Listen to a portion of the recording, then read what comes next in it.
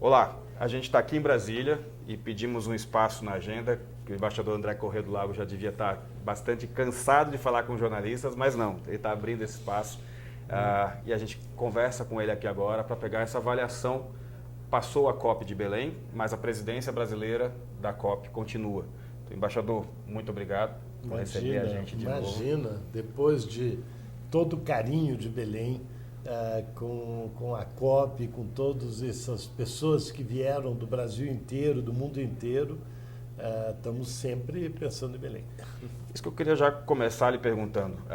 Tive a oportunidade de conversar com você antes também da realização da COP, em que se tinha todo aquele questionamento sobre infraestrutura e etc. Né? Passou. Belém foi uma escolha certa? Não há a menor dúvida, não há a menor dúvida, porque, claro, eu cuidei da parte da negociação, mas é evidente que tem um impacto sobre a negociação o fato da gente levar todas essas pessoas para a Amazônia, né, e colocá-los diante dos grandes desafios que representam para a população. Então, eu acho que isso teve um impacto muito positivo e foi muito bem captado também pelos países em desenvolvimento, de ver que nós não estávamos ali para deixar de mostrar os desafios que existem na região. Agora, partindo da negociação, né? A gente pôde acompanhar teu trabalho intenso, toda a madrugada ali de sábado. Se é possível você contar um pouquinho do bastidor, pelo que as pessoas estão falando depois, e se mostrou um pouco na plenária final, né? Você ficou um pouco evidente algumas visões diferentes de blocos. Um bloco mais a favor do mapa do caminho de combustíveis fósseis, outro nem tanto. A gente pode dar nome para esses blocos? Quais são os países que jogam de cada lado? Tudo bastante previsível, né? Porque o que acontece é que essas negociações são um processo. Então, não é que a gente chegou em Belém e começou a negociar. Então, a gente está negociando isso há anos, né? E mais especificamente, os temas que eram de Belém, desde Baku, né, no Azerbaijão, e desde a Alemanha no meio do ano, na conferência lá em Bonn. Então, os temas já eram conhecidos. A questão é que o mapa do caminho foi uma proposta do presidente Lula, né? Então, foi uma proposta politicamente muito forte e que, portanto, dirigiu a COP para um caminho diferente, mas que era um caminho paralelo ao da negociação prevista. Então você tem os países que vieram preparados para falar das coisas que estavam previstas, e aí entrou um assunto que não estava em pauta da maneira como o presidente estava apresentando. Então eu acho que deu uma dinâmica muito intensa e que vai ter um impacto para sempre com relação a Belém. E como é que vai ser feito agora, né? Você ficou agora não entrou no texto final, mas vai ser uma iniciativa da presidência brasileira. Isso. Como isso vai ser feito? Você já tem algum...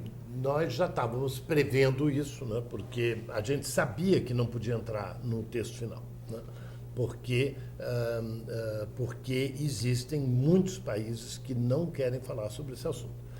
Então, nós já tínhamos previsto e já tínhamos começado os estudos no Brasil sobre o que a gente pode fazer como presidência brasileira e não necessariamente sendo instruída ou orientada por uma decisão da COP. Então, nós já estamos com várias instituições trabalhando em bolar uma nova maneira de se ver a economia mundial, pensando nessa transição para o afastamento dos combustíveis fósseis. Agora, tem previsão de um draft, de um rascunho já talvez para a Colômbia, que vai ter essa COP paralela? Provavelmente a gente já vai ter muita coisa antes da reunião da Colômbia. Que é em abril? É abril. Abril.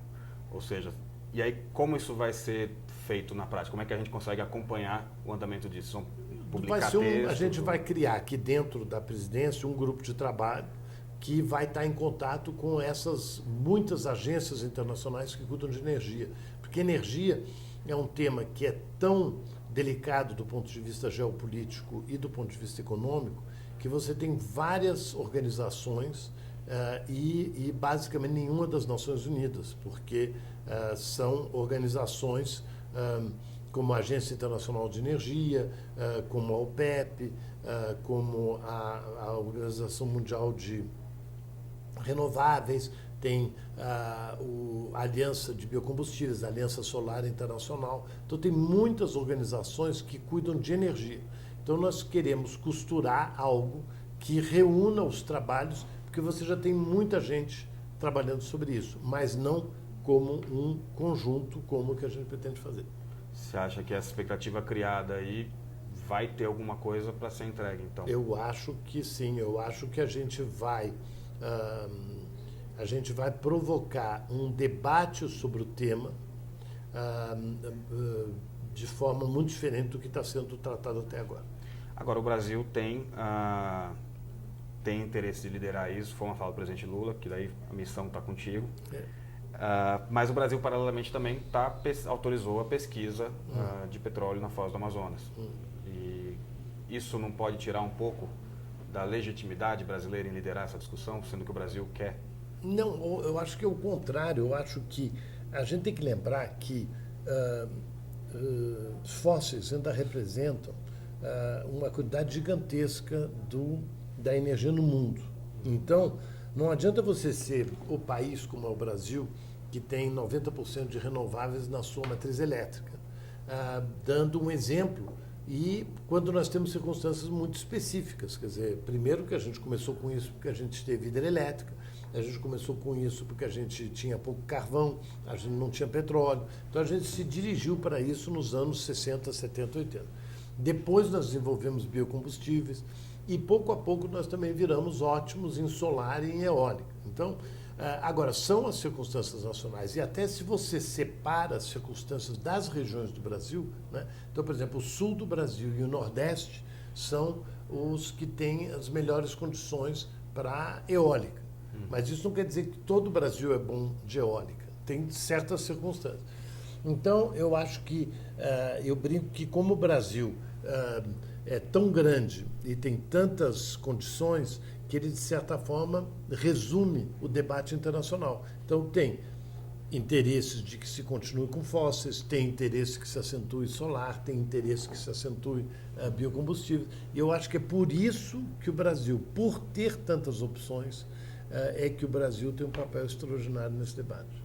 Nesse debate também entrou um possível mapa do caminho para a questão do desmatamento. Isso. Também. E como é que esse está? Isso porque são dois mandatos que vieram de Dubai, né, da COP de Dubai. Uma é transitar para longe dos fósseis, né, que é um dos mandatos de Dubai, que foi aprovado por consenso, e o outro é acabar o desmatamento até 2030 e aumentar a cobertura florestal no mundo, né? Então, esses debates têm, obviamente, uma importância imensa para o Brasil, mas tem uma importância imensa para o mundo. Então, eu acredito que foi muito bom nós mostrarmos que a liderança brasileira não está em apenas presidir uma COP que acaba em novembro e depois a gente vai entregar para a próxima COP em novembro. Então, nós vamos trabalhar ao longo desses 11 meses para, quando a gente entregar a COP, a gente já entrega com essas contribuições desenvolvidas por nós. Conversei também com o pessoal da La Clima, Carol Rocha, que daí pediu, me dá uma ajudinha aqui com algumas colas de perguntas. E ela colocou isso um pouco assim, o Acordo de Paris entregou o livro de regras. Vale a pena repensar o modelo de COP? Ou o que dá para ser feito de novo? Aí você, com a tua experiência toda, de acompanhar esse processo. Olha, nós, de certa forma, repensamos um pouco isso da maneira como a gente fez a COP. Quer dizer, primeiro da gente ter um enfoque realista do que dá para negociar e um enfoque ambicioso sobre o que já dá para fazer fora das negociações. Porque você tem um tal acúmulo de decisões ao longo dos últimos 10 anos, desde que Paris foi aprovado, que, por exemplo, você já tem mandatos, como, por exemplo, esse de fósseis, você já tem mandatos de renováveis, você tem mandatos de cidades, você tem mandatos de vários desses sistemas. Então, o que o Brasil procurou mostrar lá em Belém, e por isso que tinha tanto evento acontecendo ao mesmo tempo, né? Porque as pessoas estavam ali muito focadas na negociação, mas enquanto os países estão negociando, o mundo inteiro está discutindo alternativas nas mais diversas áreas, que seja agricultura, que seja, de novo, entes subnacionais, tecnologia. Então, todos esses temas têm avançado em paralelo. E nós queremos muito que o público entendesse que o resultado de uma COP não é um papel, é esse movimento. Então, por exemplo, a gente acaba sempre dando o exemplo da China, mas a China, tendo concordado em participar do Acordo de Paris e tendo que diminuir suas emissões, a China desenvolveu tecnologias extraordinárias e, com a escala de 1 bilhão e 400 milhões de pessoas, acabou diminuindo o custo, por exemplo, da energia solar, de várias outras, mas digamos a energia solar. Diminuiu tanto o custo de energia solar que a energia solar se tornou a energia mais barata do mundo, que é uma coisa que há 20 anos atrás era impensável, né? Então, eu acho que isso que muitas pessoas estão chamando de ponto de não retorno positivo, porque as pessoas estão falando muitos pontos de não retorno negativos, que é o que pode acontecer com a Amazônia, é o que pode acontecer com o Oceano Atlântico, o que pode acontecer com várias outras circunstâncias naturais. Mas nós temos os pontos de não retorno positivos, que é uma tecnologia que vai, por exemplo, se acelerar ou vai acelerar, vai ter consequências sobre vários outros setores. Muita gente, por exemplo, está pensando na inteligência artificial. De que maneira a inteligência artificial vai, talvez, ser um ponto de não retorno positivo para a aplicação de certas tecnologias e de certas atividades no mundo. Então, a gente tem que pensar muito nisso, inclusive trabalhando nesse mapa do caminho. Para a gente começar a encaminhar aqui, mas vou tentar juntar duas perguntas em uma. A gente viu uma participação indígena muito forte também nessa COP. E começou ali, né, com o Círculo dos Povos Indígenas, com a Sônia Guajajara. Isso vai continuar, esses círculos? A participação indígena? Eu acho que tem todo sentido de continuar, porque eu acho que a gente já mudou muito a percepção do mundo com relação aos indígenas e mudança do clima. Quer dizer, em vez dos indígenas serem apenas grupos que muitos acham são os mais vulneráveis na mudança do clima. Eles são muito mais do que isso. Eles são a prova de que o ser humano pode conviver com a natureza há milênios. Então, eles são os guardiões das florestas e hoje a gente sabe muito melhor o quanto as florestas são importantes para o combate à mudança do clima. Então, eu acho que houve um reconhecimento muito grande de que os indígenas são muitíssimo mais do que se imaginava, né? A própria floresta também, eu acho que houve uma percepção de mudança da floresta como uma ameaça ou um instrumento para acentuar a mudança do clima com o desmatamento e entender que a restauração de floresta é, de um ponto de vista da ciência, a forma mais eficiente e, aliás, a única forma, no momento, de captura de carbono que já foi emitido. Então, eu acho que essa COP mudou muito a percepção do papel de certos atores e o papel de certos setores. Agora, tá vindo, né, do Brasil para depois a presidência da Austrália, apesar de ser na Turquia. Brasil e Austrália têm algumas coisas em comum, entre elas a mineração. Mineração não foi um tema que entrou tanto nessa, e mineração ela é fundamental para a energia solar, energia eólica, para todas elas. Você acha que esse tema tem? Eu acho interessante você mencionar isso pelo seguinte, porque mineração entra um pouco na mesma categoria do que eu disse antes. Quer dizer, hoje você olha para a mineração sobre o impacto da mineração sobre a mudança do clima. Quando, na verdade, como você mencionou, se existem minérios que são os que vão permitir uma revolução tecnológica, a gente está falando de baterias, mas a gente está falando de outras coisas também, hidrogênio verde e outros. Então, a gente tem que ter esse conhecimento para dirigir a ação. Então, a mineração era vista muito mais do ponto de vista do impacto que ela provocava sobre a natureza. E hoje, ela está sendo vista como uma fonte de materiais que vão permitir acelerar a transição. Agora, eu não estou lembrando agora qual das duas, acho que não lembro se foi Emirados Árabes ou Azerbaijão. Acho que Emirados Árabes, que a Secretaria montou, inclusive, um grupo de trabalho específico para a transição energética com um olhar para a mineração.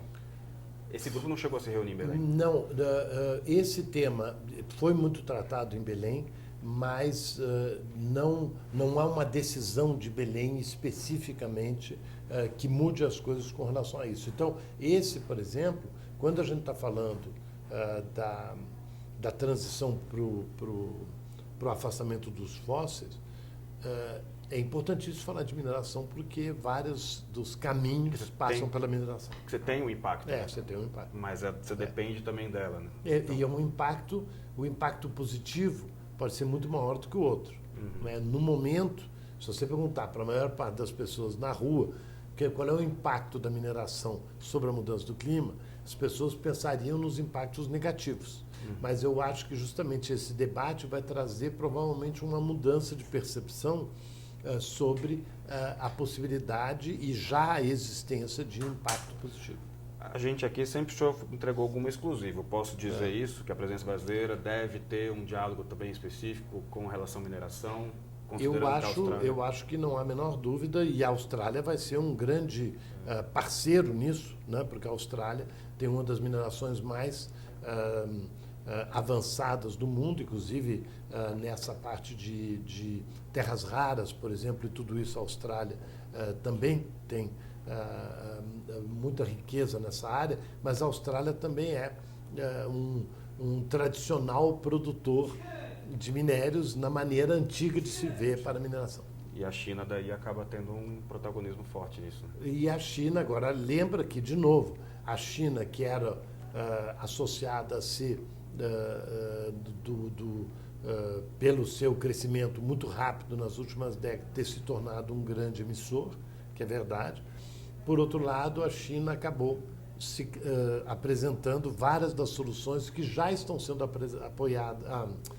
aproveitadas por outros países na Ásia e também na África e na própria América Latina. Para a gente fechar, o que você, passando aí uma semana pós-COP, você respirando, entregamos algo, o que você destaca? Não, primeiro eu acho que a gente conseguiu manter o Acordo de Paris como um instrumento que é reconhecido por todos os países do mundo, menos por aquele que saiu. Quer dizer, então, aquele país que saiu e que é um país definitivamente muito influente, não conseguiu desviar o caminho do Acordo de Paris. Então, o Acordo de Paris sai muito fortalecido e, portanto, sai muito fortalecido o multilateralismo. O que é o multilateralismo? São todos os países trabalhando juntos com o mesmo objetivo e isso significa, no fundo, a democracia internacional, porque está todo mundo junto tentando encontrar uma solução. Mas é particularmente difícil no caso de mudança do clima, porque, como você sabe, tudo tem que ser aprovado por consenso.